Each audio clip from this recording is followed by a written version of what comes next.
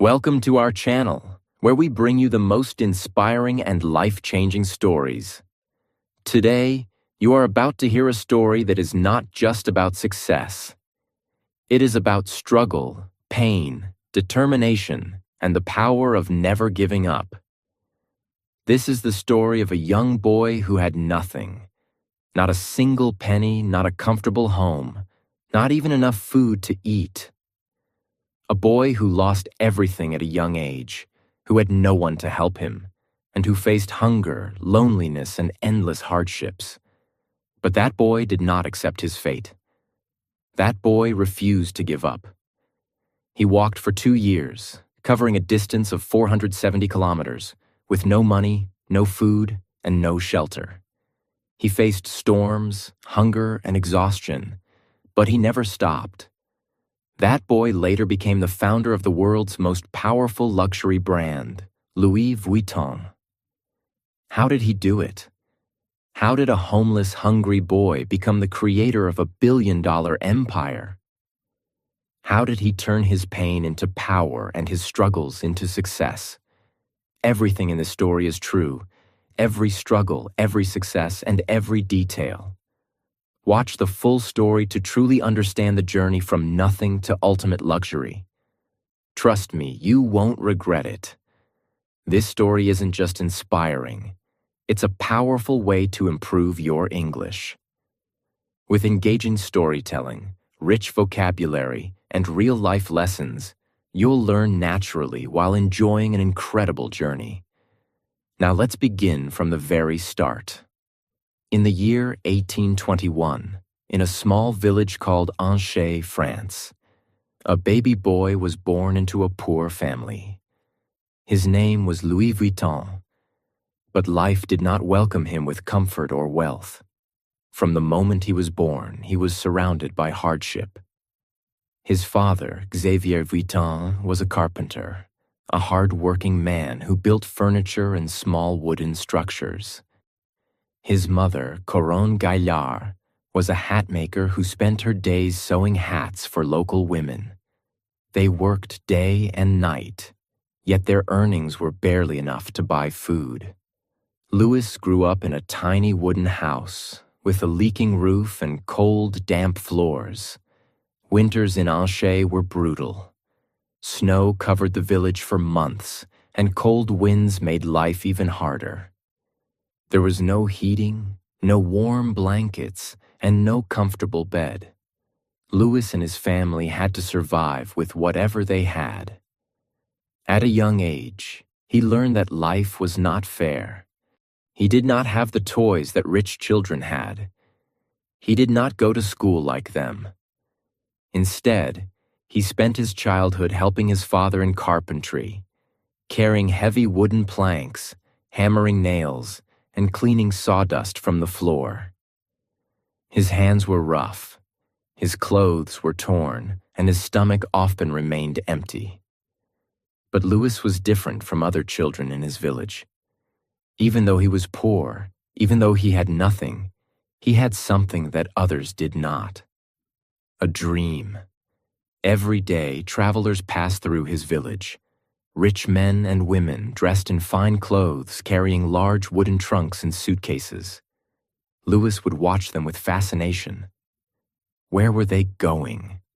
How far were they traveling? Who made those beautiful trunks they carried?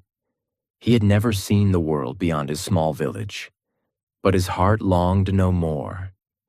He was curious, hungry for knowledge, and desperate for a better life. But fate was not kind to him. When Louis was just 10 years old, his mother fell sick. There were no hospitals in the village, no doctors to treat her. Day by day, her condition worsened. One morning, as the sun rose over the hills, Louis's mother took her last breath. She was gone. Louis stood by her grave, silent, unable to cry. His world had fallen apart. His father, broken by grief, became distant and cold. He no longer had the strength to take care of Louis. For the first time, Louis felt completely alone. But in that moment of pain, he made a decision. He would not stay in this village forever. He would not accept a life of poverty. He would leave. He would chase his dream. But how? At the age of 13, Louis had no money, no horse, and no food. Paris, the city of dreams, was 470 kilometers away. It was impossible. Or was it? One evening, as the village prepared for sleep, Louis packed a small bag. He had no map, no guide, only a dream. He did not tell his father. He did not say goodbye to anyone. Before the sun could rise, before anyone could stop him, Louis took his first step on the long road to Paris. He did not know what lay ahead. He did not know how he would survive. But he knew one thing. He could not stop. He walked for hours, then days, then weeks. His feet were sore, his body weak. Sometimes kind strangers gave him food. Other times, he went to bed hungry, lying under trees, using his bag as a pillow. He crossed forests, mountains, and rivers. He worked as a farm helper in small villages, earning food in exchange for labor. Rain soaked his clothes, winter winds burned his skin, but he never turned back. He was tired. He was starving, but he was determined.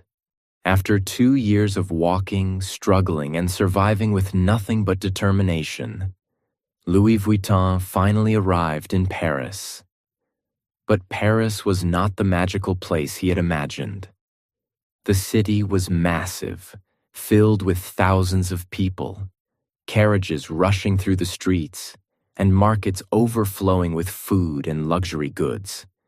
The air smelled of fresh bread, roasted coffee, and perfume. Things Louis had never experienced in his poor village. But there was also another side to Paris.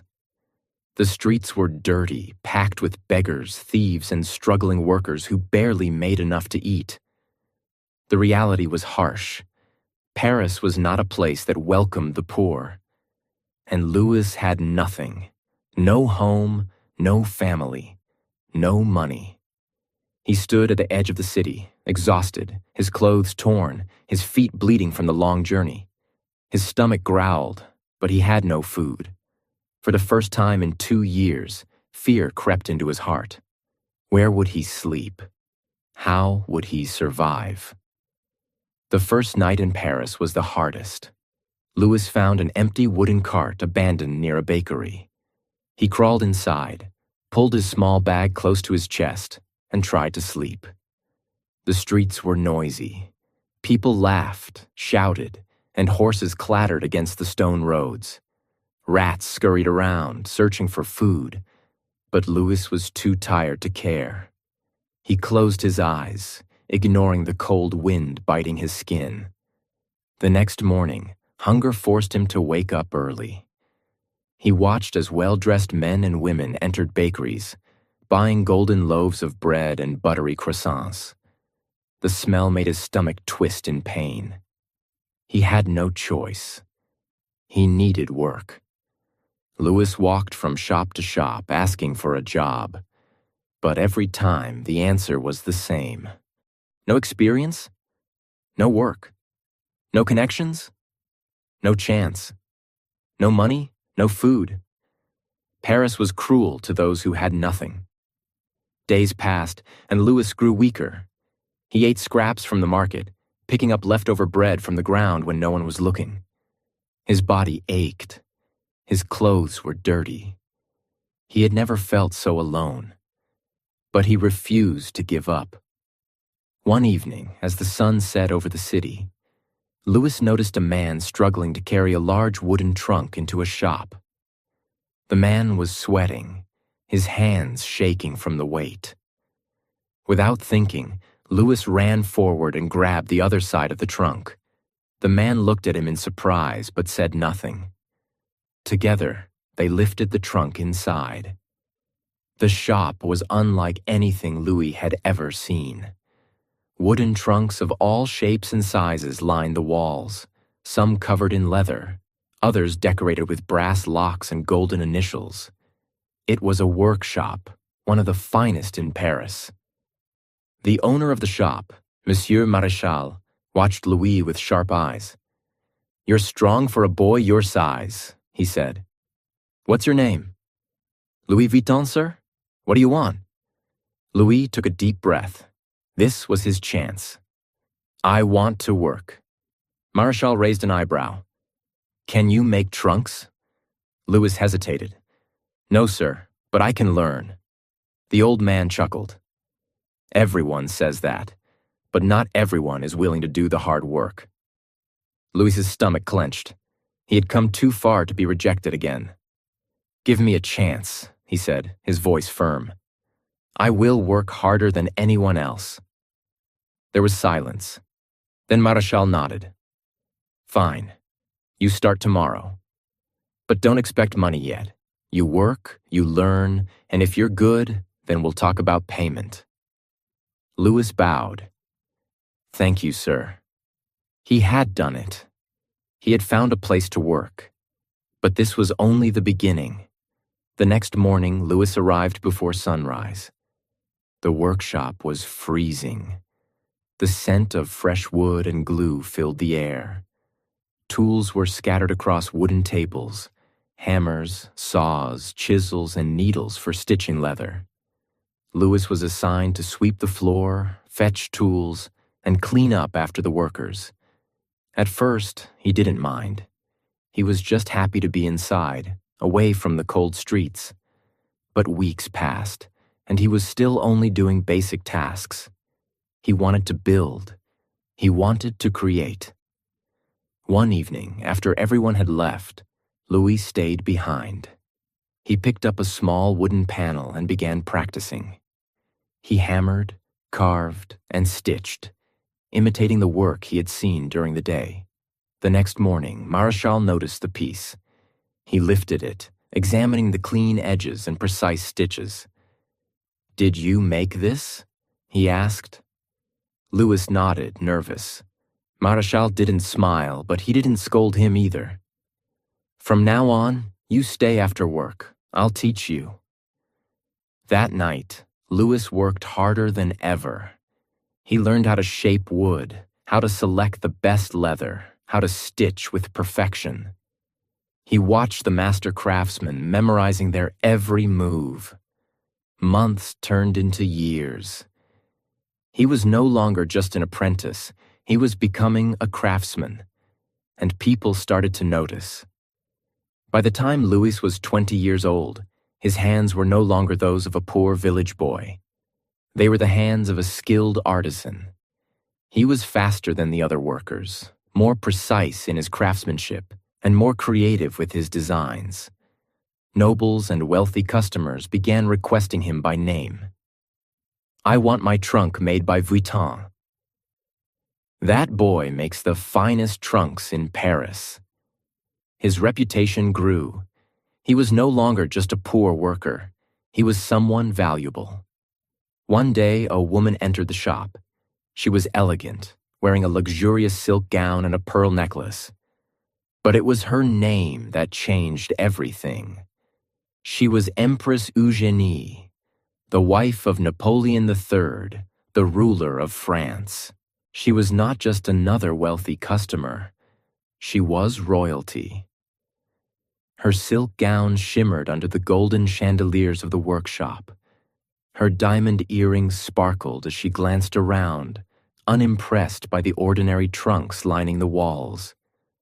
But when her gaze fell upon Louis, her sharp eyes narrowed. "Are you the young craftsman they call Vuitton?" she asked, her voice smooth but commanding. Louis swallowed hard. He had worked for years, perfecting his skills, but nothing had prepared him for this moment.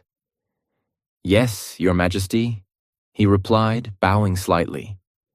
She studied him for a moment, then turned to Monsieur Maréchal, the workshop's owner. "I need a trunk, but not just any trunk," she said. "I travel often, and my trunks are too heavy, too impractical. I want something elegant yet functional, something no one has ever seen before." Louis's mind raced. This was his chance. If he impressed the Empress, his name would spread through the entire country. But if he failed, he would lose everything. Louis had seen the problems with traditional trunks. Back then, travel trunks were bulky, round-topped, and difficult to stack. They were covered in thick leather, making them heavy and impractical. Most importantly, they were not designed for modern travel. But Louis had an idea, something that had never been done before. He stepped forward, his hands slightly trembling. "Your Majesty, what if I create a trunk that is light, elegant, and stackable?" he said. "A flat-topped trunk, covered in waterproof canvas instead of leather. It will be durable, easy to carry, and perfect for your travels." Silence filled the room. Marechal looked at Louis as if he had lost his mind. No one had ever dared to change the traditional design of a trunk. But Empress Eugénie tilted her head, intrigued. "A flat-topped trunk? Canvas instead of leather?" she repeated. "That is interesting. Can you do it?" Louis's heart pounded. "Yes, Your Majesty, I will create a trunk unlike any other." A small smile played on her lips. "Then do it, Vuitton. Impress me." For weeks, Louis worked day and night. He knew this was his moment to prove himself, not just to the Empress, but to the entire world. First, he designed the frame. Instead of using the usual thick, heavy wood, he chose poplar wood, which was lightweight yet strong. Next, he replaced the traditional rounded top with a flat surface. This simple change allowed trunks to be stacked neatly, making them perfect for long journeys. But the biggest innovation was the material. Instead of using leather, Louis experimented with a waterproof try-on canvas, a light gray, durable fabric that resisted moisture and stains. It was unlike anything seen before. Days turned into weeks. Louis barely slept. His hands were covered in cuts and glue. He skipped meals, too focused on making the perfect trunk. When the final piece was ready, it was breathtaking. The canvas shimmered under the light, smooth and elegant. The brass locks gleamed, securing the trunk tightly. The craftsmanship was flawless. It was not just a trunk. It was a masterpiece. The day of the presentation arrived. Louis stood in the grand hall of the Empress's palace, his heart pounding. Nobles and high-ranking officials whispered as they glanced at him, unimpressed by the young craftsman in simple clothes. The Empress entered, her gown flowing behind her like water. Her eyes fell on the trunk. For a long moment she said nothing. Then she reached out, running her fingers over the smooth canvas. She inspected the locks, the stitching, the finish. Everyone held their breath. Finally, she looked at Louis. "Vuitton," she said, "this is extraordinary." Murmurs spread through the room. Marechal, who had once doubted Louis, stared in shock. "From now on," the Empress continued, "you will be my personal trunk maker." It was done. Louis had won the trust of the most powerful woman in France. And in that moment, everything changed. The Empress's endorsement was more than just an honor. It was an opportunity. Suddenly, the elite of Paris wanted Vuitton trunks. Aristocrats, politicians, and wealthy travelers all placed orders. But there was a problem. Louis was still just a worker in Marechal's shop. No matter how talented he was, he would always be under someone else's control. He needed to break free. So, after years of loyalty, Louis made the boldest decision of his life. He left the workshop and started his own business.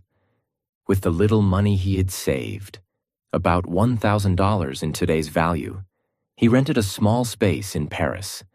The shop was modest, with only a few tools and a single workbench, but it was his. He hung a wooden sign outside. Louis Vuitton, maletier, trunk maker. It was official. He was no longer just a poor village boy. He was a business owner. Starting a business was not easy. The first few months were brutal. Louis had no employees, no big factory, no safety net. Every trunk he made was handcrafted by him alone. He worked from sunrise to midnight, barely stopping to eat. And then, disaster struck. A massive war broke out in France. The Franco-Prussian War. The streets of Paris turned into battlefields. Wealthy customers fled the city, factories shut down, businesses collapsed. Suddenly, no one was buying luxury goods. Louis's shop, which had been growing, now stood empty. The orders stopped. The money stopped. He was on the edge of bankruptcy. For months, he fought to keep his business alive. He sold some of his tools, cut down on materials, and worked harder than ever. But no matter how much he tried, he was running out of time. If things didn't change soon, he would lose everything he had built. Then, just when all hope seemed lost, something unexpected happened. The war ended. And when peace returned, a new era began. People wanted to travel again. They wanted style, elegance, and innovation. And they wanted Louis Vuitton trunks. Orders flooded in. His shop, which had been nearly abandoned, suddenly became the most talked-about business in Paris. But Louis didn't just rebuild. He expanded. In 1871, he opened a brand-new workshop in Agnières, just outside Paris. It was 4 times bigger than his old shop. He hired workers, trained apprentices, and designed new collections. His dream was no longer just a shop. It was an empire in the making. But the world was changing fast. Luxury was no longer just for royalty. It was for the rising elite. While Louis was building his empire in the 80s, his personal life was also changing. He married Clémence Émilie Pariot, a strong and supportive woman who believed in his dreams. She was not just his wife. She was his partner. They had a son, Georges Vuitton, who later expanded the business. But success came at a cost. Louis, obsessed with perfection, spent endless nights in his workshop, barely seeing his family. He missed birthdays, gatherings, and quiet evenings, all while chasing his dream. From the very beginning, Louis understood something most businessmen didn't. If you want to create a lasting brand, you must sell to the rich. But why? The wealthy had power. They influenced fashion, trends, and the desires of society. If aristocrats and high-status travelers used Vuitton trunks, everyone else would dream of owning one too. And there was another reason. Rich customers did not argue about price. They only cared about exclusivity. Louis never tried to sell to the masses. He focused on a few elite clients who were willing to pay top dollar for something unique and handcrafted. This strategy worked like magic. Soon, not only nobles, but also bankers, businessmen, and world travelers started ordering Vuitton trunks. Owning a Louis Vuitton trunk was no longer just about travel. It was a status symbol.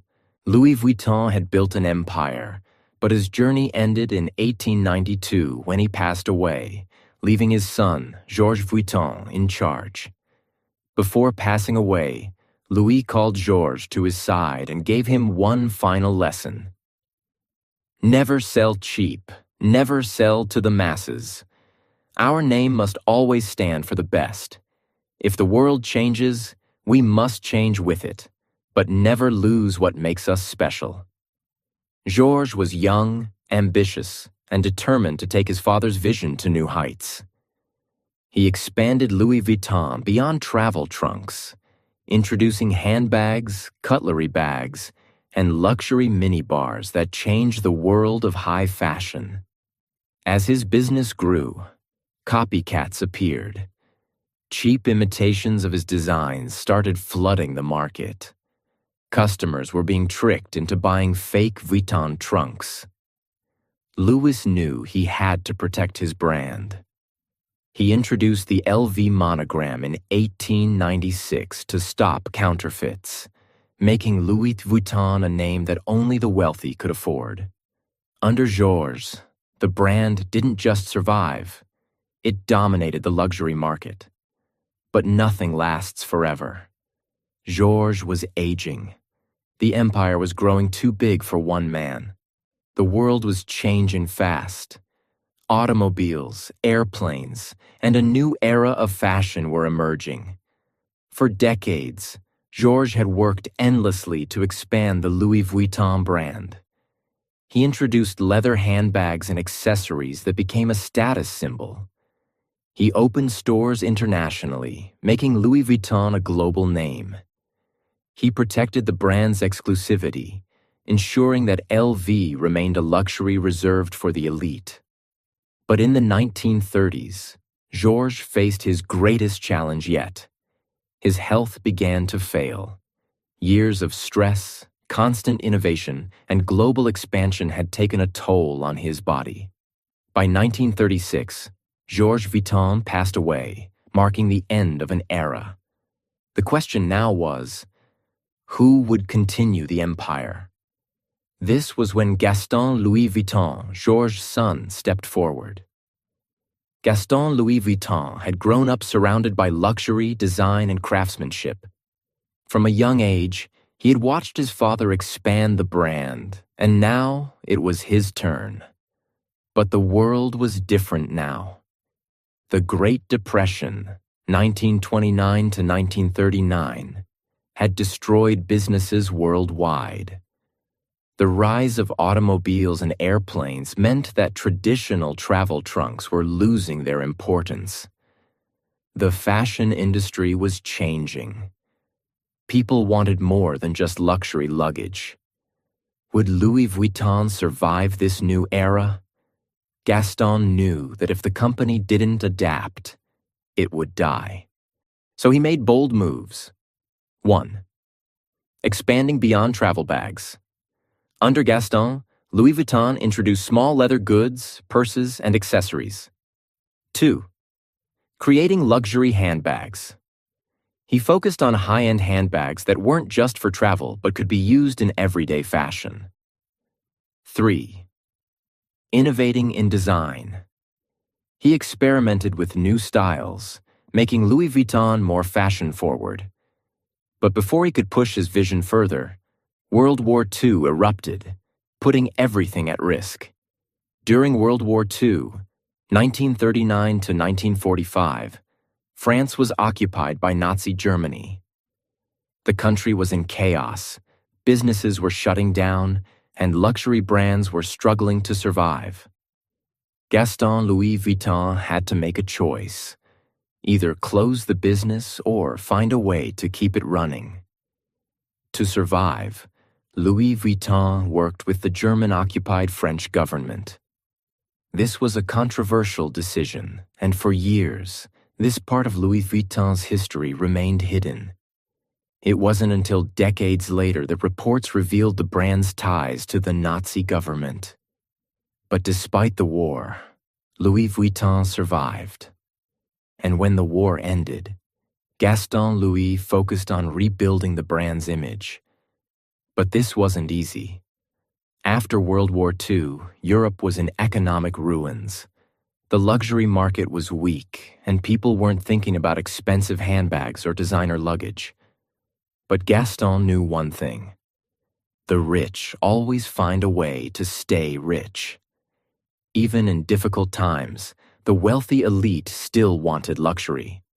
So, Louis Vuitton focused on exclusive, high-quality products that only the wealthiest people in the world could afford. This strategy worked, and by the 1950s, Louis Vuitton was back on top. During this time, Louis Vuitton introduced some of its most famous handbags, including the Speedy bag, designed for fashionable women on the go; The keep-all bag, a stylish modern alternative to traditional luggage. The Noe bag, originally made for carrying champagne bottles in luxury. Louis Vuitton was no longer just a travel brand. It had become a fashion icon. But Gaston Louis was getting older.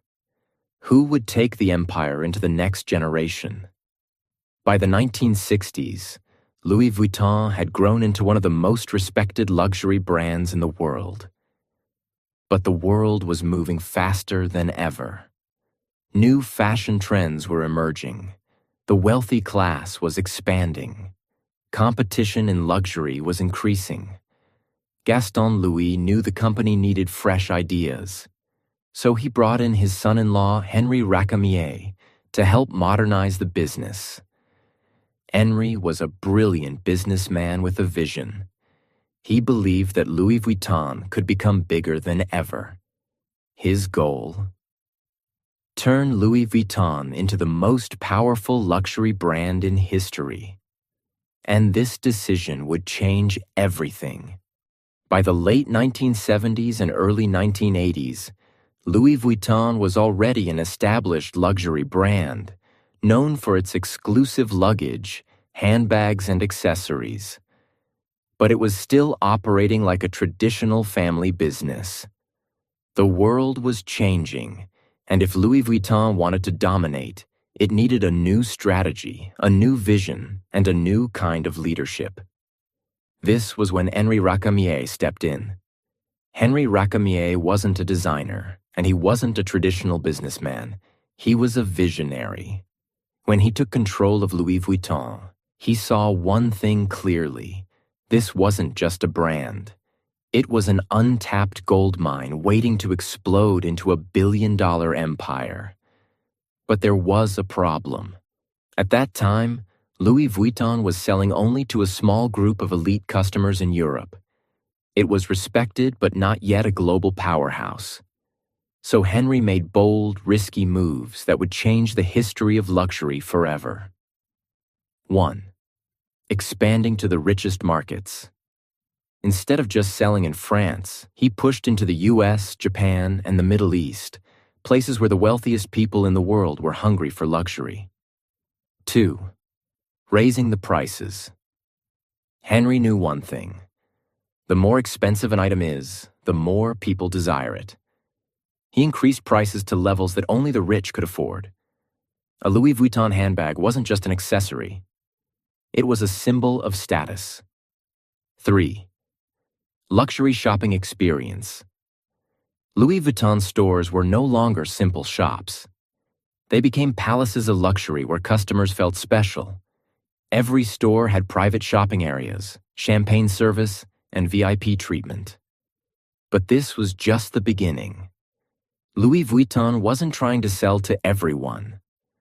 The brand targeted the top 1% of the world. The millionaires, billionaires, celebrities, and royalty.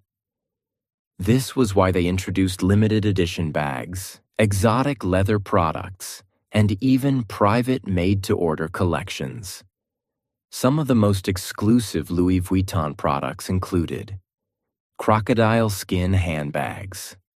Some LV bags are made from real crocodile leather, which makes them extremely rare and expensive. Prices for these bags start at $50,000 and can go up to $100,000 or more. Python and ostrich skin bags. These bags are handcrafted using python, ostrich, and other exotic skins, making them not just accessories but collector's items. Custom mini bars and cutlery bags. Louis Vuitton even introduced luxury mini bars and cutlery bags for the ultra-rich, designed to be used in private jets and yachts. These items could cost hundreds of thousands of dollars. Unzippable travel trunks. One of the most iconic LV products is the custom-made travel trunk, which can cost up to $500,000 depending on the customization. But there was one problem. When a brand becomes too exclusive, counterfeiters start trying to copy it. As Louis Vuitton's popularity grew, fake LV bags flooded the market.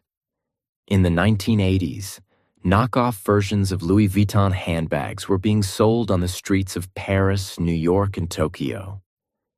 This was a huge threat to the brand's image. If everyone had a Louis Vuitton bag, it wouldn't be special anymore. So Henri Racamier launched one of the biggest anti-counterfeiting campaigns in history.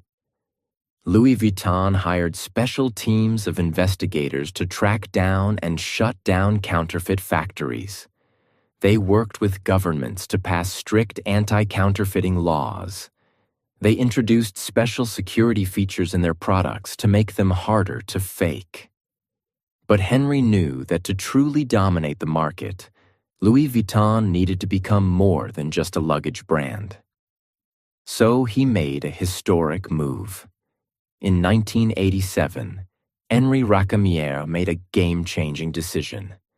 He merged Louis Vuitton with Moet and Chandon, a luxury champagne brand, and Hennessy, a premium cognac brand, to create LVMH, Louis Vuitton Moet Hennessy. This was brilliant because now Louis Vuitton wasn't just a fashion house, it was part of the world's biggest luxury group. With this merger, LVMH controlled dozens of luxury brands, expanded into fashion, jewelry, cosmetics, and alcohol, became the richest luxury company in the world. But Henri Racamier didn't get to enjoy his empire for long. As LVMH grew, a new player entered the scene, a young businessman named Bernard Arnault. Arnault was hungry for power. He saw that LVMH was a golden opportunity, and he wanted to take control. In 1989, he used aggressive business tactics to push Henri Racamier out and took full control of LVMH. This move was controversial, but it made Bernard Arnault the most powerful man in luxury fashion. Once he had full control, Bernard Arnault transformed LVMH into a financial powerhouse. He expanded into new markets like China, Russia, and India. He bought luxury brands like Dior, Givenchy, and Fendi, making LVMH the most powerful fashion group in the world. He introduced super high-end products with prices reaching millions of dollars. Today, under Bernard Arnault, LVMH is worth over $500 billion, making it the richest luxury company in the world. Arnault himself is often ranked as the richest person on earth, with a net worth of over $200 billion. Today, Louis Vuitton represents exclusivity. Owning an LV bag means you've made it in life. Luxury craftsmanship. Every Louis Vuitton product is handmade by the best artisans in the world. A status symbol. Whether it's a handbag, luggage, or a custom minibar, Louis Vuitton is the ultimate sign of wealth. Even after 170-plus years, Louis Vuitton remains the most powerful luxury brand in the world. And it all started with one young man, Louis Vuitton, who had nothing but a dream. Louis Vuitton's story is a lesson in determination, vision, and risk-taking.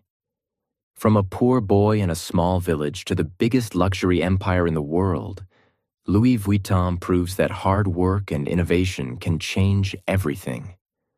Every step, from handcrafting trunks to creating billion-dollar handbags, was built on excellence and exclusivity.